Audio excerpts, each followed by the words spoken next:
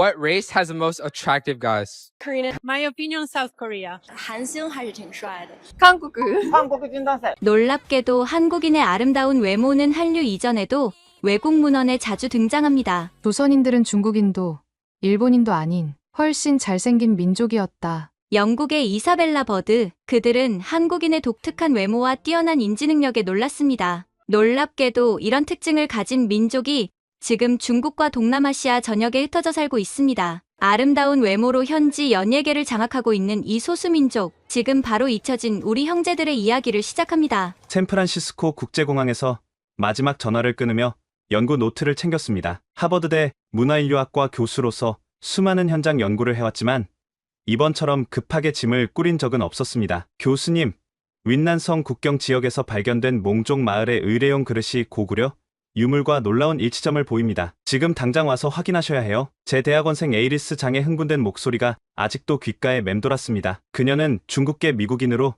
동아시아 소수민족 언어를 전공하는 제 제자입니다. 현재 윈난성 현지 조사를 진행 중인데 그녀의 발견이 사실이라면 동아시아 역사를 다시 써야 할지도 모릅니다. 저는 라우렌스 하이델, 58세 문화인류학자입니다. 지난 30년간 아시아 소수민족의 이주 패턴과 문화적 연속성을 연구해왔죠. 특히 정치적 격변기에 민족들이 어떻게 이동하고 그들의 문화가 어떻게 변형되면서도 핵심을 보존하는지에 관심이 많았습니다. 탑승을 시작합니다. 안내방송이 들리자 저는 서류 가방을 챙겼습니다. 비행기에 오르며 노트북을 열어 에이리스가 보낸 사진들을 다시 살펴봤습니다. 청동 그릇에 새겨진 문양은 분명 한국 국립박물관에서 본 고구려 유물의 그것과 놀랍도록 유사했습니다. 특히 세 개의 산과 태양을 상징하는 문양 배치는 우연으로 보기 어려웠죠. 이게 대체 무슨 의미일까? 저는 중얼거렸습니다. 비행기는 베이징을 거쳐 쿤밍으로 향했습니다. 창밖으로 보이는 중국 남부의 산악 지형은 제가 읽었던 고대 민족 이동 경로와 묘하게 일치했습니다. 고구려가 멸망한 후 많은 유민들이 남아있다는 기록이 있지만 그들이 중국 최남단까지 이동했다는 증거는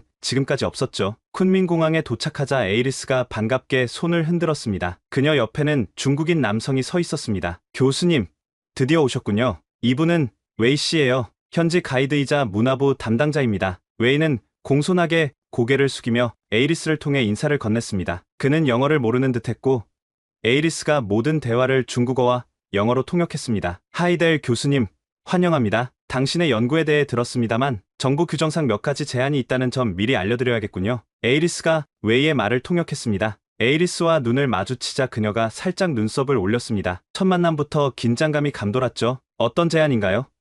저는 침착하게 물었고 에이리스가 제 질문을 중국어로 전달했습니다. 마을에서의 촬영과 유물 조사에 관한 것입니다. 특히 민족 정체성과 관련된 연구는 민감한 사안이라서요. 웨이의 답변을 에이리스가 통역했습니다. 차에 오르며 저는 에이리스에게 속삭였습니다. 뭔가 숨기고 있는 것 같군. 그녀도 작은 목소리로 답했습니다. 교수님, 제가 발견한 건 문양뿐만이 아니에요. 마을 장로들이 비밀리에 보관 중인 문서가 있는데 그들 조상이 북방의 세 나라에서 왔다는 내용이 있어요. 삼국을 의미하는 것 같아요. 창밖으로 점점 깊어지는 산길을 바라보며 저는 가슴이 빨라짐을 느꼈습니다. 제 앞에 펼쳐질 발견이 단순한 학문적 호기심을 넘어 국가와 민족의 경계를 뛰어넘는 역사적 진실일지도 모른다는 예감이 들었습니다. 차는 계속해서 비포장 도로를 따라 산속 깊은 곳으로 향했습니다. 가파른 산비탈과 울창한 숲 사이로 구불구불한 길을 오르는 동안 저는 노트북을 꺼내 제 이전 연구 자료들을 다시 훑어봤습니다. 고구려 멸망 이후의 민족 이동, 저는 중얼거렸습니다. 웨이가 백미러로 저를 흘끗 바라보더니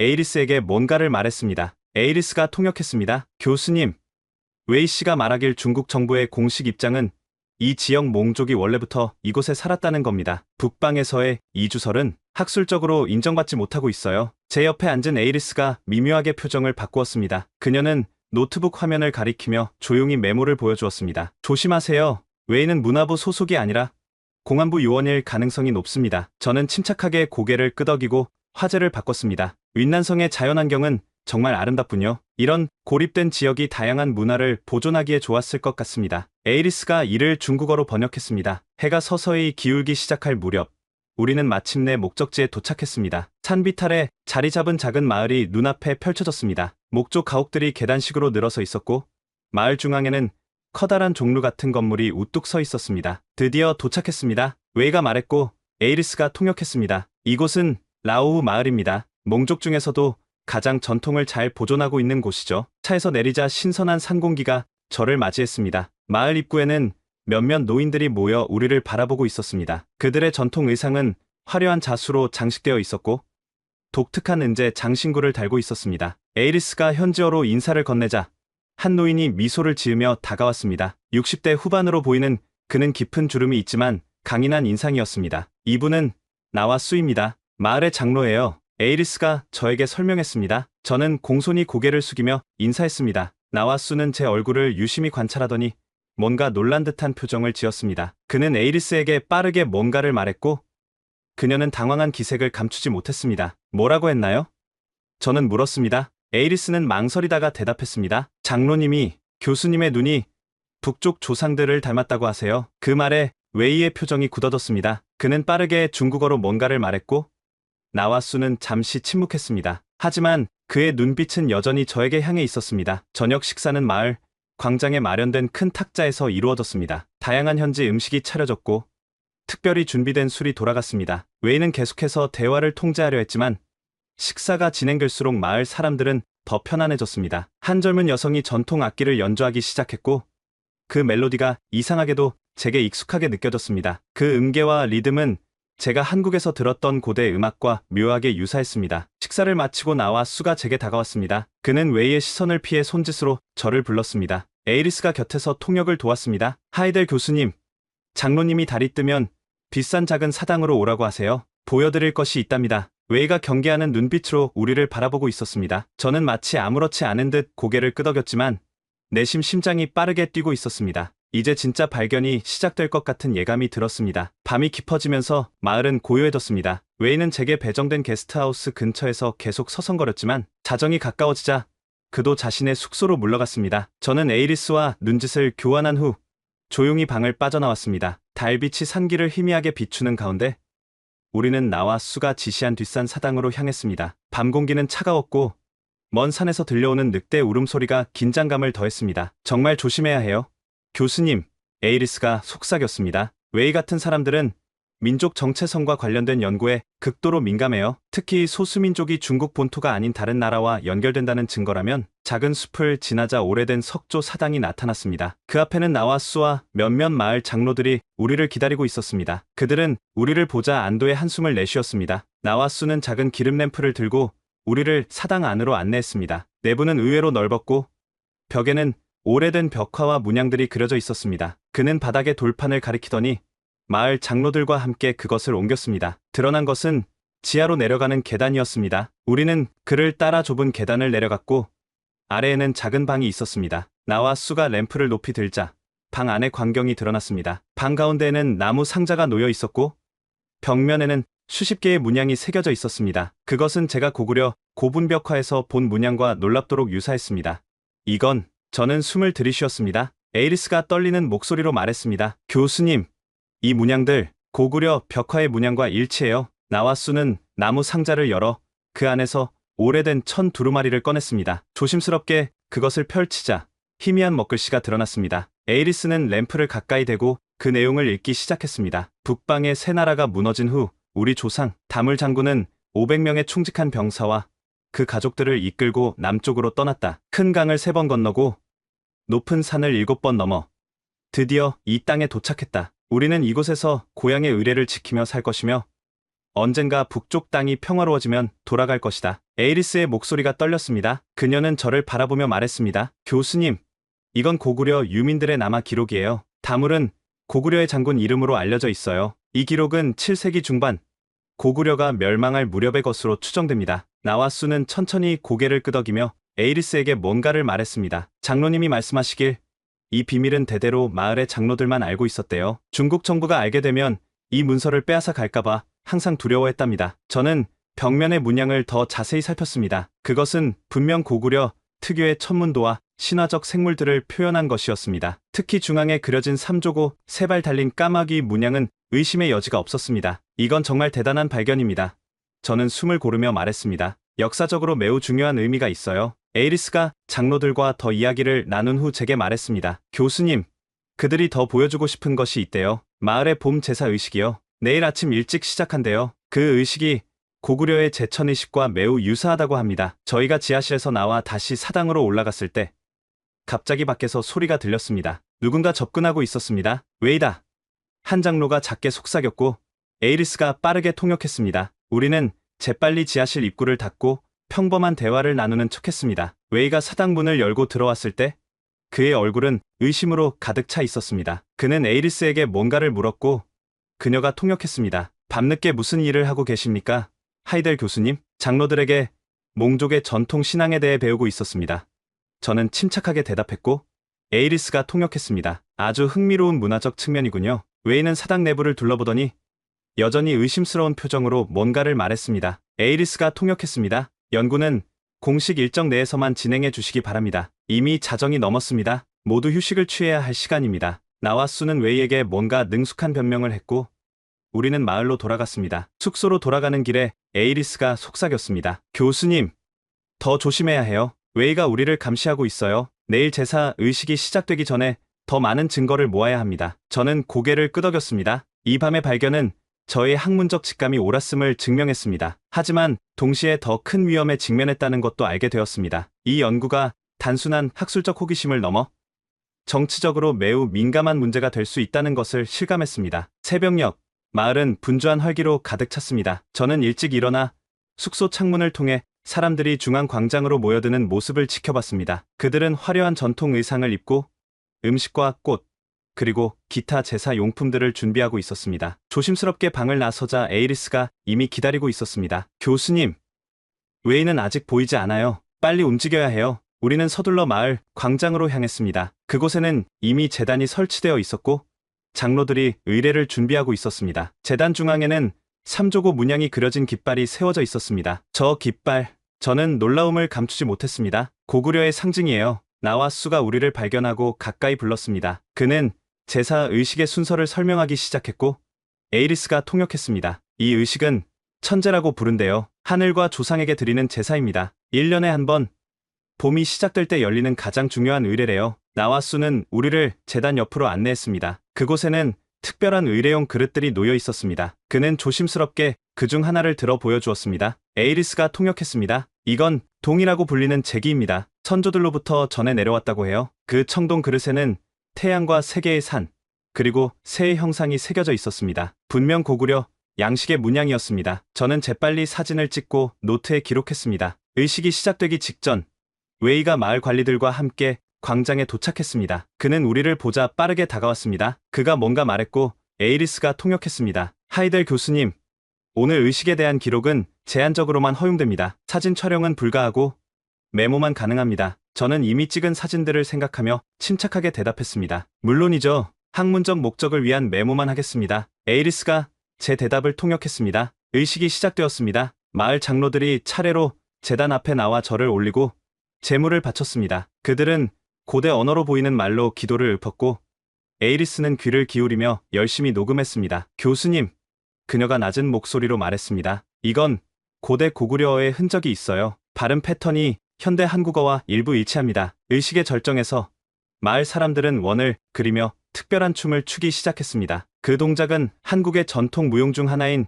동동과 놀랍도록 유사했습니다. 저는 눈을 크게 뜨고 그 장면을 지켜봤습니다. 웨이는 계속해서 우리 주변을 맴돌았지만 공개적인 의식이라 우리의 관찰을 막을 수는 없었습니다. 그의 표정은 점점 더 불안해 보였습니다. 의식이 끝나고 마을 사람들이 음식을 나누는 동안 나와 수는 우리를 자신의 집으로 초대했습니다. 그곳에서 그는 오래된 가족 유물들을 더 보여주었습니다. 특히 눈에 띄는 것은 고대 문자가 새겨진 옥패였습니다. 이건 에이리스가 옥패를 자세히 살펴보며 말했습니다. 고구려 문자예요.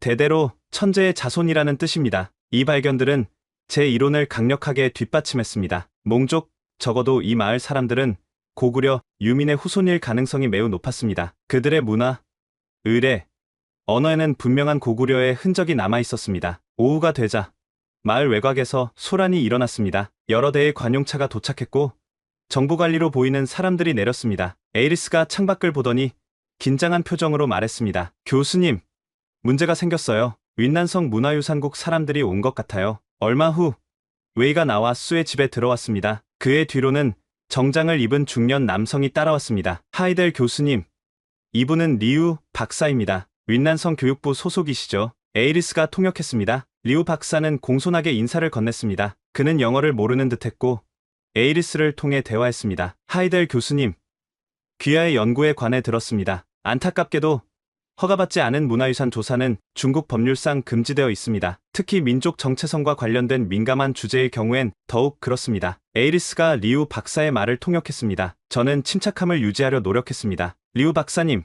저는 단지 학문적 관심으로 이 지역 문화를 연구하고 있을 뿐입니다. 어떤 정치적 의도도 없습니다. 제 대답을 에이리스가 중국어로 통역했습니다. 리우 박사는 미소를 지었지만 그 미소는 눈까지 가지 않았습니다. 그가 대답했고 에이리스가 통역했습니다. 물론이죠. 하지만 연구 방법론에 문제가 있어 보입니다. 내일 아침 첫 차로 귀하와 장 씨는 쿤밍으로 돌아가 주시기 바랍니다. 그리고 수집한 모든 자료는 검토를 위해 저희에게 제출해 주셔야 합니다. 그들이 떠난 후 에이리스는 절망적인 표정으로 말했습니다. 교수님, 이러다가 모든 증거를 빼앗기게 될 거예요. 수년간의 연구가 물거품이 됩니다. 저는 잠시 생각에 잠겼습니다. 이것은 단순한 학술적 논쟁이 아니었습니다. 역사적 진실과 정치적 압력 사이의 갈등이었죠. 에이리스, 우리가 확보한 자료를 모두 백업해야 해. 그리고 나와 수에게 더 많은 정보를 얻을 수 있는지 물어봐. 밤이 깊어가는 가운데 저는 중대한 결정을 내려야 한다는 것을 알았습니다. 진실을 추구하는 학자로서의 책임과 외국인 방문자로서의 한계 사이에서 어떤 선택을 해야 할지 그 답을 찾기 위해 고심했습니다. 밤중에 저희는 나와 수의 집 안쪽 방에 모였습니다. 웨이와 정부 관리들은 마을의 게스트하우스에 머물고 있었고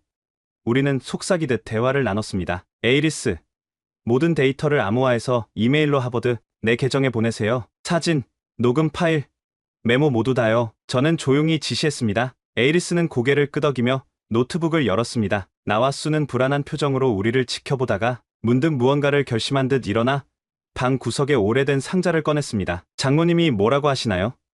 저는 에이리스에게 물었습니다. 그녀는 나와 수의 말을 듣고 놀란 표정을 지었습니다. 교수님, 장로님이 가장 중요한 증거를 우리에게 맡기고 싶다고 하세요. 대대로 전해 내려온 비밀 문서와 유물 중 일부를요. 나와 수는 상자에서 작은 비단 주머니를 꺼내 저에게 건넸습니다. 조심스럽게 열어보니 안에는 옥으로 만든 작은 인장과 가죽에 쓰인 문서가 들어 있었습니다. 이건 에이리스가 문서를 살펴보며 숨을 들이켰습니다. 고구려 왕족의 도장이에요.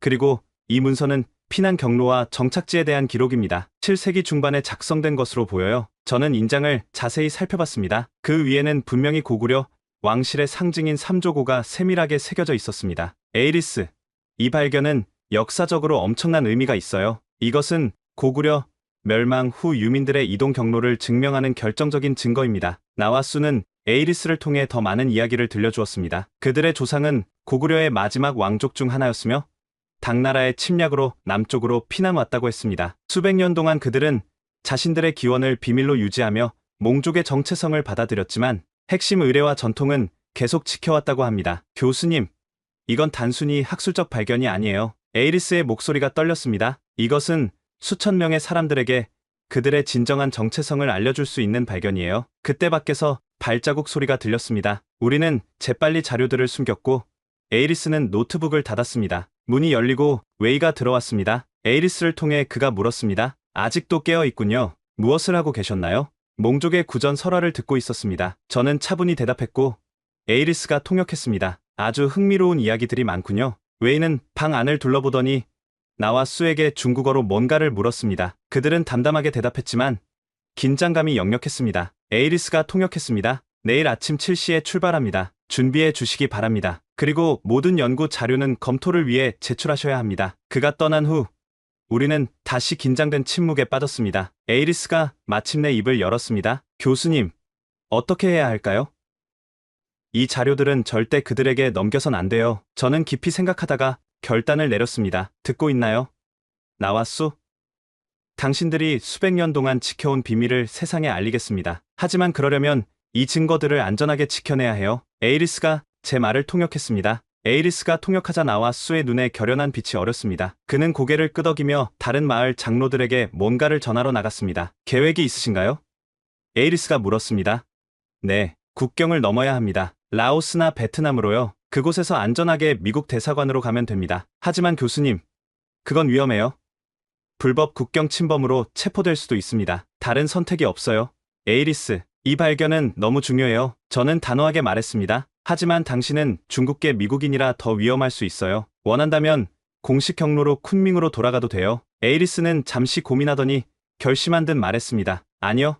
교수님과 함께 가겠습니다. 제 중국어 실력이 필요할 거예요. 그리고 그녀가 웃었습니다. 제 안에도 고구려의 피가 흐르고 있을지도 모르잖아요. 이내 나와 수가 돌아왔습니다. 그는 작은 지도를 펼쳐 보였습니다. 마을 남쪽으로 이어지는 오래된 산길이 표시되어 있었습니다. 에이리스가 통역했습니다. 장로님이 말씀하시길 이 길을 따라가면 국경까지 이틀 걸린대요. 그의 조카가 새벽에 우리를 안내해 줄 거라고 합니다. 저는 깊은 호흡을 내쉬었습니다. 학자로서 30년 경력 동안 이렇게 위험한 상황에 처한 적은 없었습니다. 하지만 역사적 진실을 지키기 위해 이것은 감수해야 할 위험이었습니다. 좋습니다. 최소한의 짐만 챙기세요. 중요한 건 이 증거들을 안전하게 지키는 겁니다. 그날 밤 저는 거의 잠을 이루지 못했습니다. 머릿속에서는 발견의 흥분과 위험에 대한 두려움이 뒤섞였습니다. 창밖으로 보이는 별들이 고구려 사람들이 보았던 것과 같은 별들인지 생각하며 내일을 위한 힘을 모았습니다. 새벽 4시, 아직 마을이 깊은 어둠에 잠겨 있을 때 저는 조용히 일어났습니다. 작은 배낭에 필수품과 가장 중요한 증거물들을 넣었습니다. 방을 나서자 에이리스가 이미 준비를 마치고 기다리고 있었습니다. 모든 데이터 백업은 완료했어요. 그녀가 속삭였습니다. 3개의 다른 이메일 계정으로 보냈고 클라우드에도 업로드했습니다. 마을 뒤편에서 나와 수의 조카인 타오가 우리를 기다리고 있었습니다. 약 30대 초반으로 보이는 그는 매서운 눈빛을 가진 사람이었습니다. 그는 간단히 고개를 끄덕이며 우리를 산길로 안내했습니다. 타오는 과거의 국경 무역상이었대요. 에이리스가 낮은 목소리로 설명했습니다. 이 산길들을 누구보다 잘 안다고 합니다. 우리는 가파른 산길을 조용히 올라갔습니다. 머리 위로는 희미한 별빛만이 길을 비춰주었고 발밑에 돌과 나무뿌리에 걸려 넘어지지 않도록 조심해야 했습니다. 1시간 정도 오르자 뒤돌아볼 수 있는 위치에 도달했고 마을은 이제 아래쪽 계곡의 작은 불빛으로만 보였습니다. 지금쯤 웨이가 우리가 사라진 것을 알아챘을까요? 저는 물었습니다. 에이리스가 타오에게 물어본 후 대답했습니다. 아마도 아직은 모를 거래요. 나와 수가 우리가 일찍 명상을 하러 갔다고 말해놨대요. 하지만 아침 식사 시간이 되면 알아차릴 거예요. 우리는 더 서둘러 산을 올랐습니다. 해가 떠오를 무렵 우리는 이미 상당한 거리를 이동해 있었습니다. 타오는 작은 계곡에 숨겨진 오두막으로 우리를 안내했습니다. 그곳에서 잠시 휴식을 취하고 간단한 식사를 했습니다. 에이리스가 타오와 대화를 나눈 후 말했습니다. 타오가 하는 말이 여기서 남쪽으로 40km 정도 더 가면 라오스 국경이래요. 하지만 국경 순찰이 심해서 밤에 이동하는 게 좋다고 합니다. 저는 고개를 끄덕이며 배낭에서 나와 수가 준 유물들을 꺼내 다시 확인했습니다. 옥 인장과 가죽 문서는 안전했고 디지털 카메라에는 모든 증거 사진이 담겨 있었습니다. 이 발견이 학계에 알려지면 동아시아 역사 연구가 완전히 재평가될 거예요. 저는 중얼거렸습니다. 고구려 유민들이 이렇게 남쪽까지 이주했다는 증거는 지금까지 없었으니까요. 에이리스는 진지한 표정으로 말했습니다. 더 중요한 건 이 마을 사람들에게 그들의 진정한 역사를 돌려주는 일이에요. 수백 년 동안 숨겨온 정체성이니까요. 오후가 되자 타오가 갑자기 긴장한 모습을 보였습니다. 그는 밖을 살피더니 재빨리 우리에게 숨으라고 손짓했습니다. 우리는 오두막 바닥 밑에 있는 은신처로 들어갔습니다. 얼마 후 헬리콥터 소리가 들렸습니다. 그것은 우리 머리 위를 맴돌다 점점 멀어졌습니다. 우리를 찾고 있어요. 에이리스가 떨리는 목소리로 말했습니다. 생각보다 대규모 수색이 시작된 것 같아요. 타오가 우리를 밖으로 불러내어 서둘러 짐을 챙기라고 했습니다. 계획을 바꿔 더 험한 산길로 가야 한다고 설명했습니다. 해가 서서히 지기 시작할 무렵 우리는 더 깊은 산속으로 들어갔습니다. 길은 점점 더 가파르고 위험해졌고 간간히 순찰 헬리콥터 소리가 들려왔습니다. 왜 이렇게까지 하는 걸까요? 힘겹게 오르며 저는 물었습니다. 단순한 고고학적 발견에 이렇게 대대적인 수색을? 에이리스가 잠시 생각하더니 대답했습니다. 교수님, 이건 단순한 고고학 문제가 아니에요. 중국 정부에게 영토와 민족 정체성은 가장 민감한 문제입니다. 남부 지역 소수민족이 한국과 역사적 연관성이 있다는 증거는 그들의 통일된 중화민족 서사에 위협이 될 수 있어요. 밤이 완전히 내리자 우리는 좁은 산길을 따라 계속 이동했습니다. 갑자기 타오가 우리를 세우고 귀를 기울였습니다. 멀리서 개 짖는 소리와 사람들의 말소리가 들려왔습니다. 수색대가 가까이 왔어요. 에이리스가 긴장된 목소리로 말했습니다. 타오가 다른 길로 가자고 해요. 우리는 거의 길이라고 할 수 없는 가파른 비탈을 내려가기 시작했습니다. 발밑은 미끄러웠고 어둠 속에서 나뭇가지가 얼굴을 핥히었습니다. 1시간 정도 더 이동한 후 타오는 작은 동굴로 우리를 안내했습니다. 여기서 쉬어야 한대요. 밖은 너무 위험해졌습니다. 에이리스가 통역했습니다. 동굴 안에서 저는 작은 손전등을 켜고 유물들을 다시 확인했습니다. 그러다 가죽 문서에서 이전에 보지 못했던 부분을 발견했습니다. 에이리스, 이 부분을 봐요. 이게 뭔지 알겠어요? 그녀는 문서를 자세히 살펴보더니 놀란 표정을 지었습니다. 이건 고구려 왕족의 혈통도예요. 그리고 여기 적힌 이름들, 마지막 고구려 왕 보장왕의 직계 후손들인 것 같아요. 저는 숨을 깊이 들이쉬었습니다. 나와 수의 가문이 실제로 고구려 왕족의 후손일 수 있다는 거군요. 우리는 문서의 내용을 더 자세히 기록하기 시작했습니다. 그때 동굴 밖에서 발자국 소리가 들렸고 타오가 긴장하며 불을 끄라고 손짓했습니다. 완전한 어둠 속에서 우리는 숨소리마저 죽이고 기다렸습니다. 발자국 소리가 점점 가까워졌고 동굴 입구에 손전등 빛이 비쳤습니다. 중국어로 된 목소리가 들렸고 에이리스가 귀를 기울였습니다. 누구 있나요? 라고 묻는 소리였습니다. 심장이 거의 멈출 것 같았습니다. 발각되는 순간이었습니다. 그런데 갑자기 그 목소리가 익숙하게 들렸습니다. 리우 박사? 에이리스가 조심스럽게 중국어로 물었습니다. 잠시 침묵이 흐른 후 그 사람이 동굴 안으로 들어왔습니다. 정말 민난성 교육부의 리우 박사였습니다. 타오가 방어적인 자세를 취했지만 리우 박사는 손을 들어 진정시켰습니다. 에이리스가 그의 말을 통역했습니다. 장씨, 하이델 교수님, 다행히 먼저 찾았군요. 해치러 온 게 아닙니다. 도우러 왔어요. 리우 박사의 말에 우리는 모두 의아한 표정을 지었습니다. 에이리스가 긴장된 목소리로 물었고 리우 박사에게 중국어로 말했습니다. 어떻게 믿을 수 있죠? 당신은 우리 연구를 중단시키고 증거를 압수하려 했잖아요. 리우 박사는 한숨을 내쉬고 동굴 안으로 완전히 들어왔습니다. 그의 옷은 진흙으로 얼룩져 있었고 지친 기색이 역력했습니다. 그는 중국어로 말했고 에이리스가 통역했습니다. 공식적인 자리에서 한 말과 개인적인 생각은 다를 수 있습니다. 장씨, 저도 역사학자입니다. 베이징 대학에서 고대 동아시아사를 전공했죠. 그는 조심스럽게 우리에게 다가와 앉았습니다. 실은 저도 수년간 고구려 유민의 남하 가능성에 대해 연구해왔습니다. 하지만 이 주제는 너무 민감해서 공개적으로 다룰 수 없었어요. 그런데 왜 우리를 도와주는 겁니까? 저는 여전히 의심스러운 눈빛으로 물었고 에이리스가 통역했습니다. 리우 박사는 배낭에서 작은 노트북을 꺼냈습니다. 화면을 켜자 고대 문서들의 스캔본이 보였습니다. 그가 중국어로 설명했고 에이리스가 통역했습니다. 이것은 제가 10년간 비밀리에 수집한 자료들입니다. 당나라 시대 기록 중 고구려 유민에 관한 언급, 윈난성 지역 전설들, 몽족의 구전 신화 모두 한 방향을 가리키고 있었죠. 에이리스는 화면을 자세히 살펴보더니 놀란 표정을 지었습니다. 이건 당나라 군 장교의 일지네요. 패주한 고구려인들이 남쪽 산악지대로 도망쳤다는 기록이. 리우 박사는 고개를 끄덕였습니다. 그가 계속 말했고 에이리스가 통역했습니다. 웨이 같은 공안원들은 모릅니다. 그들은 그저 명령에 따를 뿐이죠. 하지만 이 사실이 밝혀지면 이 지역 몽족의 정체성이 완전히 바뀔 수 있습니다. 타오가 에이리스에게 긴 질문을 했고 그녀가 리우 박사에게 중국어로 물었습니다. 그의 대답을 들은 후 통역했습니다. 타오가 묻고 있어요. 왜 중국 정부는 이 역사를 인정하지 않는 건지. 리우 박사는 잠시 생각하더니 조심스럽게 대답했고 에이리스가 통역했습니다. 중국의 역사 서술은 복잡합니다. 소수민족의 정체성이 너무 다양하게 정의되면 통치가 어려워질 수 있어요. 특히 외국과의 연결성이 증명된다면. 저는 천천히 고개를 끄덕였습니다. 학문적 진실과 정치적 필요 사이의 갈등이군요. 정확합니다. 리우 박사의 말을 에이리스가 통역했습니다. 하지만 저는 역사학자로서 진실이 언젠가는 밝혀져야 한다고 믿습니다. 여러분이 발견한 증거는 너무 중요해요. 그래서 우리를 어떻게 도우실 건가요?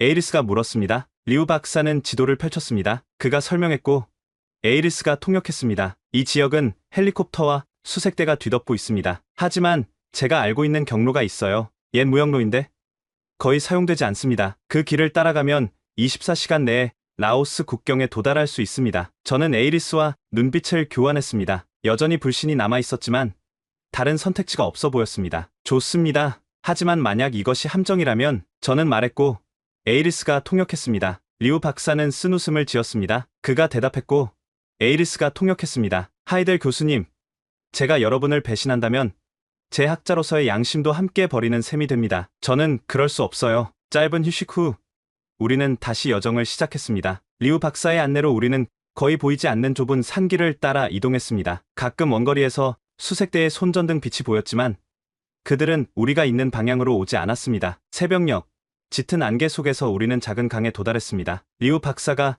에이리스를 통해 낮은 목소리로 말했습니다. 이 강 너머가 라오스입니다. 여기서부터는 조심해야 해요. 국경 순찰대가 정기적으로 순찰합니다. 우리는 강가에 숨어 상황을 지켜봤습니다. 1시간 정도 기다린 후 리우 박사는 우리에게 강을 건너라고 신호했습니다. 물은 차가웠지만 깊지 않았고 우리는 무사히 건너편에 도착했습니다. 라오스 땅에 발을 디디는 순간 저는 가슴 속에서 안도감이 밀려오는 것을 느꼈습니다. 하지만 리우 박사는 강을 건너지 않고 중국 쪽 강가에 서 있었습니다. 리우 박사님, 같이 오세요.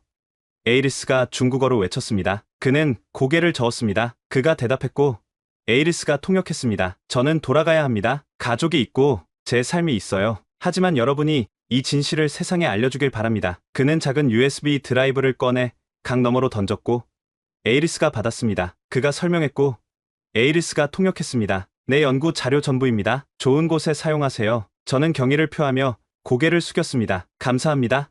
리우 박사님, 당신의 용기를 잊지 않겠습니다. 그는 마지막으로 미소를 짓고는 안개 속으로 사라졌습니다. 타오는 우리를 라오스의 작은 마을로 안내했고 그곳에서 우리는 비엔티안으로 가는 버스를 탈 수 있었습니다. 에이리스는 미국 대사관에 연락했고 우리는 마침내 안전하다는 느낌을 가질 수 있었습니다. 버스에서 저는 수집한 증거와 자료들을 정리하기 시작했습니다. 옥 인장, 가족 문서, 그리고 이제 리우 박사의 연구까지. 이것들은 모두 고구려와 몽족 사이의 연결을 증명하는 강력한 증거였습니다. 교수님, 이걸 봐요. 에이리스가 리우 박사의 USB에 있는 파일을 보여주었습니다. 구한말 조선을 방문했던 서양인들의 기록이에요. 이사벨라 비숍이 쓴 한국과 그 이웃나라들에서 조선인의 특징을 묘사한 부분인데 현재의 몽족의 특성과 놀랍도록 일치해요. 저는 화면을 자세히 살펴봤습니다. 비숍의 기록에 따르면 한국인은 확실히 잘생긴 종족이라고 표현되어 있었고 그들의 문화적 특성과 의례에 대한 자세한 묘사가 있었습니다. 그리고 여기 커진경에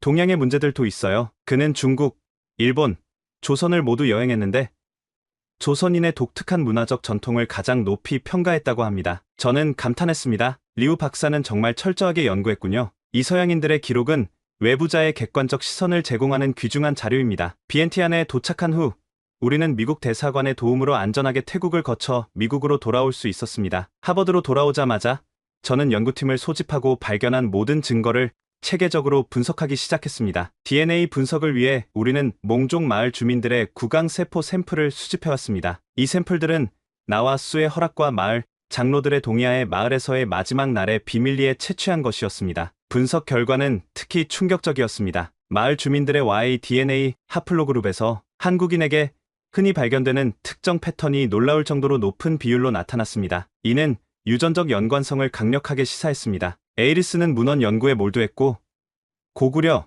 멸망 후의 민족 이동에 관한 새로운 역사적 모델을 구축하기 시작했습니다. 그녀의 열정과 전문성은 이 프로젝트에 없어서는 안 될 요소였습니다. 3달 후 우리는 아시아학회에서 첫 연구 결과를 발표했습니다. 예상대로 중국 학자들의 강한 반발이 있었지만 증거의 무게는 너무 강력했습니다. 국제학계는 점차 우리의 발견에 주목하기 시작했습니다. 특히 한국의 역사학자들과 고고학자들은 큰 관심을 보였고 후속 연구를 위한 협력을 제안했습니다. 서울대학교에서는 특별 연구팀을 구성하여 우리의 발견을 더 깊게 조사하기 시작했습니다. 그리고 가장 뜻밖의 일은 어느 날 에이리스가 자신의 DNA 검사 결과를 들고 제 연구실로 뛰어 들어온 것이었습니다. 교수님, 믿기 힘들 겁니다. 그녀의 목소리가 떨렸습니다. 제 DNA에서도 같은 패턴이 발견됐어요.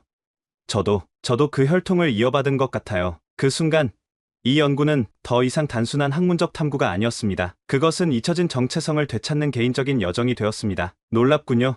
에이리스, 저는 그녀의 DNA 결과를 자세히 살펴보며 말했습니다. 당신의 어머니 쪽 가계도를 추적해봐야겠어요. 혹시 윈난성이나 그 인근 지역 출신이신가요? 에이리스는 고개를 끄덕였습니다. 어머니는 광시 장족 자치구 출신이에요. 윈난과 인접한 지역이죠. 하지만 저희 가족은 그저 평범한 한족 출신이라고만 알고 있었어요. 역사는 때로 가장 예상치 못한 방식으로 우리에게 돌아옵니다. 에이리스의 발견은 우리 연구에 완전히 새로운 차원을 더했습니다. 1년 후 저희 연구는 네이처와 사이언스 같은 권위 있는 학술지에 게재되었고 내셔널 지오그래픽의 다큐멘터리로도 제작되었습니다. 잊혀진 왕국의 후예들이라는 제목의 이 다큐멘터리는 전 세계적인 관심을 끌었습니다. 처음에는 중국 정부가 우리의 발견을 완전히 부인했습니다. 그러나 놀랍게도 리우 박사와 같은 진취적인 중국 학자들이 조금씩 목소리를 내기 시작했습니다. 그들은 문화 교류 가능성이라는 조심스러운 용어를 사용하며 우리의 연구를 부분적으로 지지했습니다. 이는 중국 정부 내에서도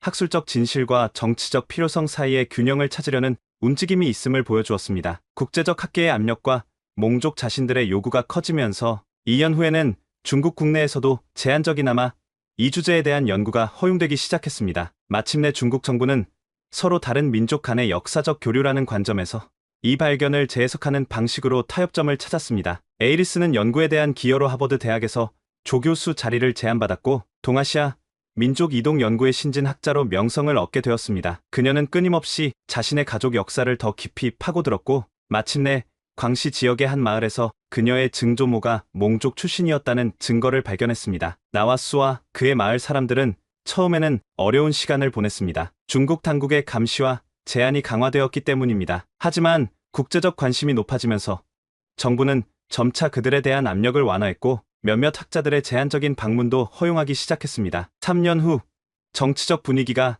조금 달라진 시점에서 저는 마침내 마을을 다시 방문할 수 있는 공식 허가를 받았습니다. 이번에는 서울대학교와 베이징대학교의 공동 연구팀과 함께였습니다. 비행기가 쿤밍에 도착했을 때 놀랍게도 리우 박사가 공항에서 우리를 기다리고 있었습니다. 그는 이제 윈난성 문화유산 보존위원회의 공식 대표였습니다. 그가 우리를 맞이하며 영어로 인사했고 그간 영어를 공부했다고 설명했습니다. 하이델 교수님, 다시 뵙게 되어 기쁩니다. 그는 공식적인 악수를 건넸지만 그의 눈빛에는 따뜻함이 깃들어 있었습니다. 많은 것이 바뀌었습니다. 마을로 향하는 길은 이전보다 훨씬 좋아져 있었고 작은 관광 안내소까지 생겨 있었습니다. 고대 문화 보존 마을이라는 새로운 지정을 받은 것이었습니다. 나와수는 마을 입구에서 우리를 기다리고 있었습니다. 그는 3년 전보다 더 나이 들어 보였지만 눈빛은 여전히 강인했습니다. 그는 저를 보자마자 양손을 들어 전통적인 인사를 건넸습니다. 장로님이 말씀하시길 당신 덕분에 그들의 조상이 누구인지 세상이 알게 되었다고 합니다.